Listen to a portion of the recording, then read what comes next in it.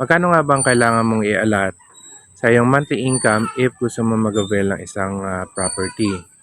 Now, this is regardless if it's a lot only, house and lot, townhouse, row house, or whatnot.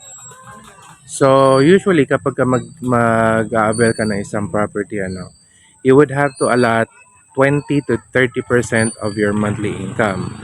Now, when I say that, kailangan net po ito.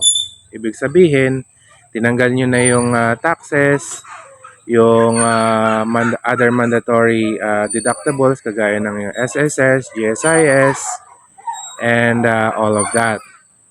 Ngayon, kapag ka na-compute mo na siya, let's say for example, ang yung monthly income is 100,000 a month, So, 20 to 30% of that would be nasa 30,000 a month.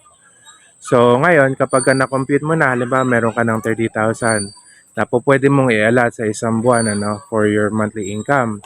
So, maghahanap ka na ngayon ng isang property na magmamatch doon. Papaano kung yung property na yon much higher? So, hindi siya abot, So, kailangan mo magkaroon ng isang co-borrower. Now, ang co-borrower mo could either be your spouse, meaning your husband or your wife, or your kapatid, kamag-anak, nanay, or malapit na kaibigan. You just have to be aware though na kapag naging co-borrower siya, hindi na po siya maaring mag-avail ng another housing loan not until matapos na po yung ina-avail mo na property. So hope this helps.